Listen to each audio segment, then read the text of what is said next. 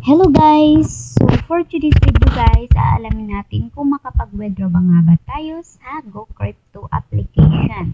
Ang GoCrypto ay nagbibigay sila ng 5,000 bonus for opening your account.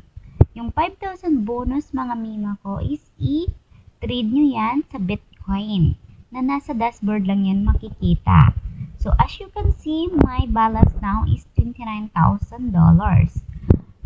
After ko nang ini-trade sa Bitcoin, ay lumago nga yung binigay nila sa akin na $5,000. As you can see, yan po ang dashboard ko ngayon.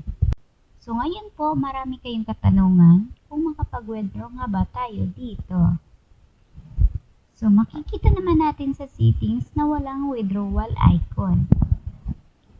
Ang GoCrypto pala ay ginawa ito para gawing libangan or di kaya ginawa ito para matuto kang mag-trade or ginawa ito pang training application kung paano tayo mag-trading ng mga bitcoins natin.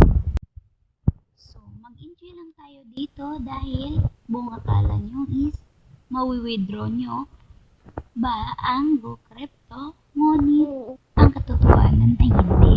Hindi yan kayang kunin ang mga kinita nyo dyan. Kumbaga, ito ay isang stimulator lamang na magbibigay sila ng bonus na $5,000 na palalaguin mo sa pamamagitan ng buy and sell doon sa mga Bitcoin. Kaya kung nagbabala kayong mag-withdraw, huwag na kayong umasa dahil ang GoCrypto ay isang training application lamang.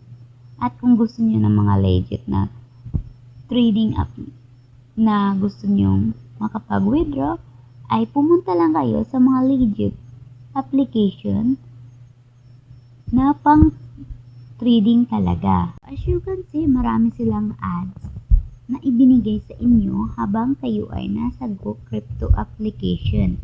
It means talagang sila lang ang kumikita dito at hindi kayo. Naloko na ba kayo? So, ayan po mga mima ko. Kung gusto nyo mag-withdraw, nanaginip ka lang kayo dyan. Dahil ang GoCrypto, isa lamang application kung saan magtre-training ka dyan kung paano ka makapag-trade sa iba't ibang Bitcoin. Kaya naman huwag kayong umasa na makapag-withdraw nga ba tayo. So buong akala ko nga noon na legit ito. Pero hindi.